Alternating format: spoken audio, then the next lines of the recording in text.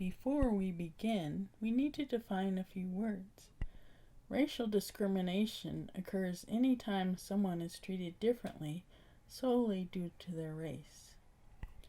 Racial segregation occurs when people of different races are restricted to using different facilities or services, whether housing, education, or public accommodations like restaurants, hotels, movie theaters, transportation, or stores. Why did the civil rights movement blossom shortly after World War II? Asking this question is not denying that African Americans have resisted discrimination since the days of slavery and had fought for equal treatment during World War I and the Great Depression. Rather, the question is, why did the movement flourish as it did at that time? In part, it was due to veterans' experiences in foreign lands. Many of them found that they were treated better in Europe than they were at home. Military service also bolstered self-confidence and a desire to be treated with the same respect as any other veteran. The anti-Nazi rhetoric during the war promised a new era of democracy and equality, yet that was not what they found back home. The flowering of post-war liberalism, perhaps spurred on by that same rhetoric, brought allies across color barriers. Those allies were people from all walks of life, including Western white politicians Mark Hatfield and Arizona's Stuart Udall. The post-World War II African American civil rights movement used two primary methods: court action and direct action.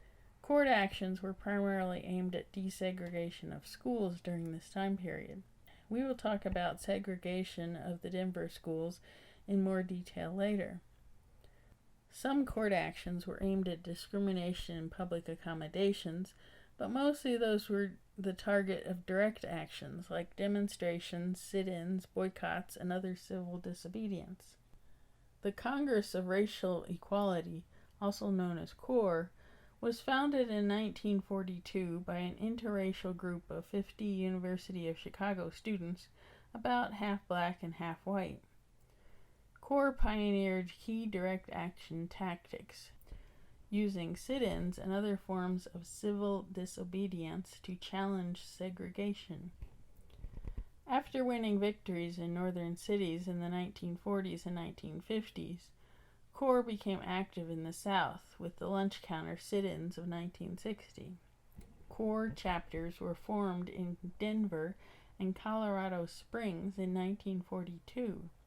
The Denver chapter was formed by Jim and Alice Reynolds and Ruth Briscoe Denny, and a small racially mixed group of other Denverites.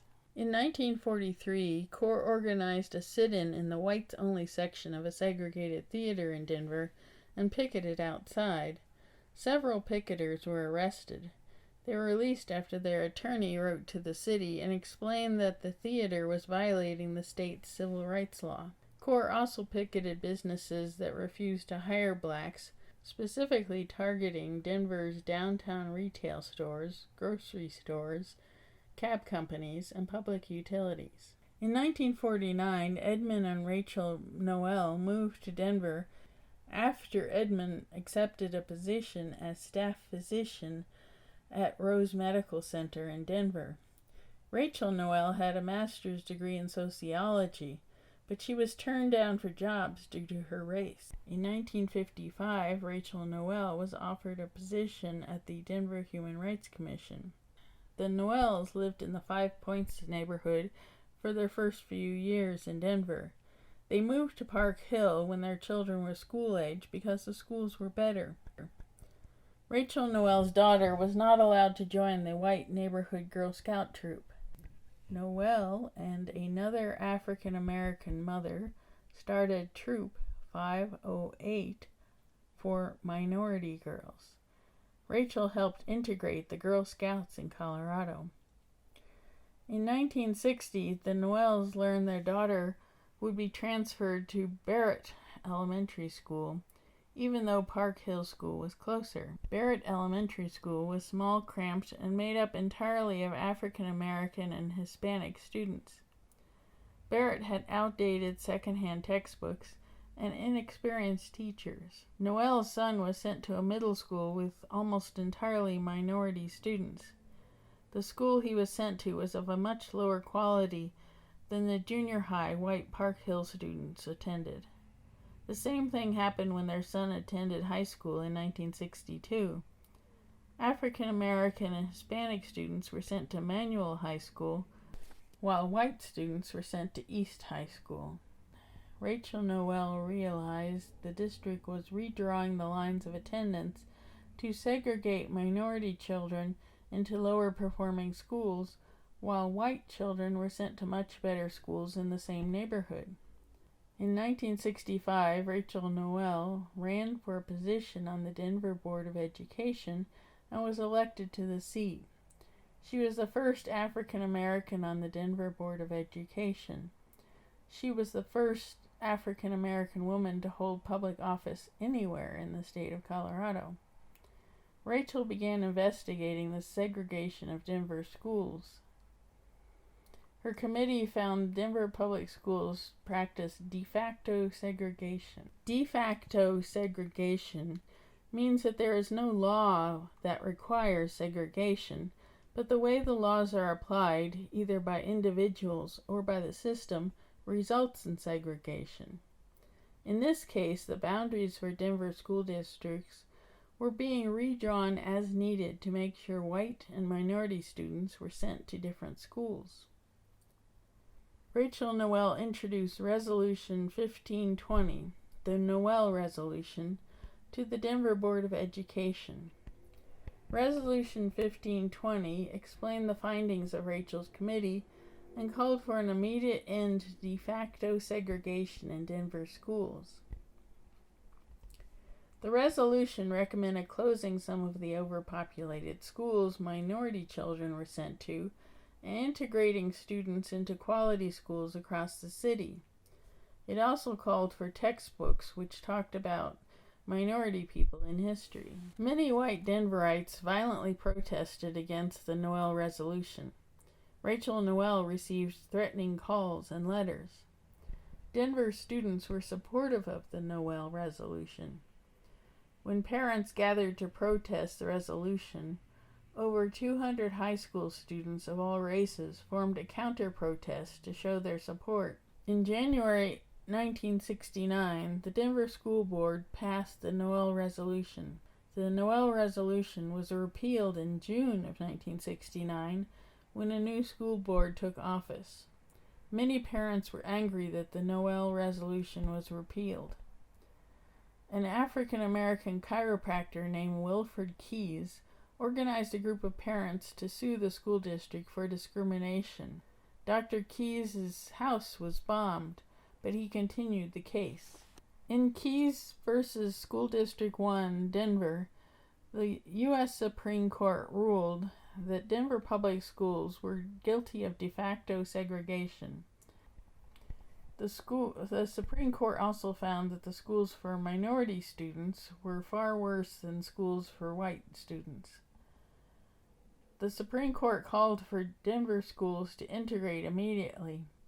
When this did not happen, the Supreme Court ordered a program of mandatory busing.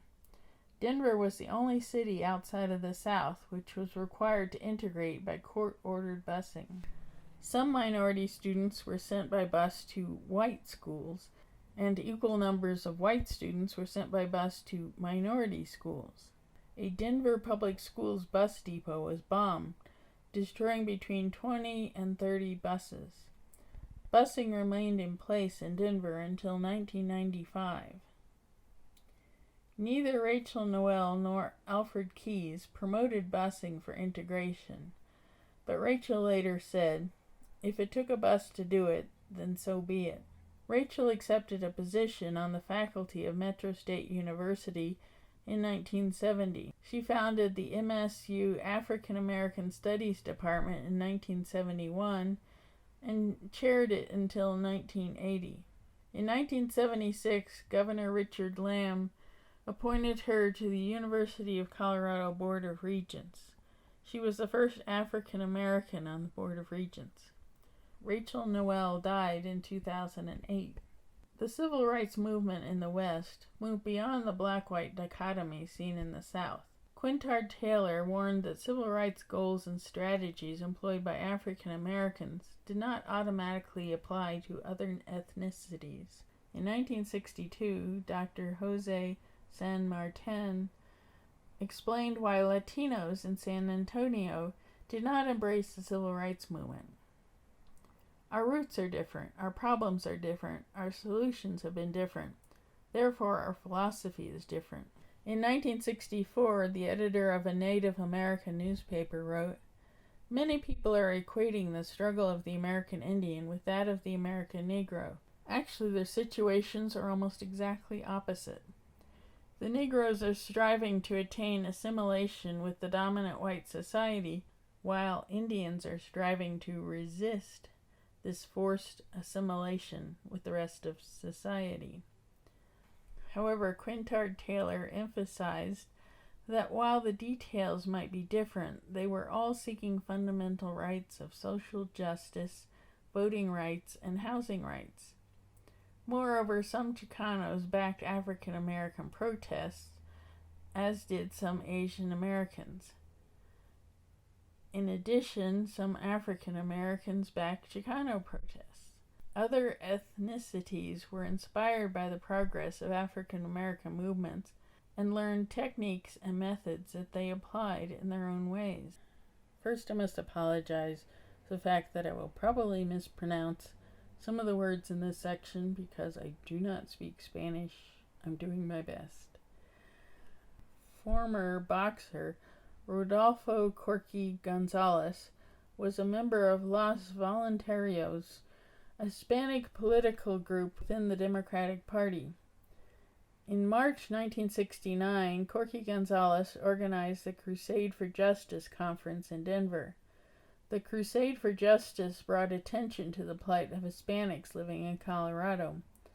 The Crusade helped organize the Poor People's March in Washington, D.C., led demonstrations against police shootings, and supported high school walkouts over discrimination.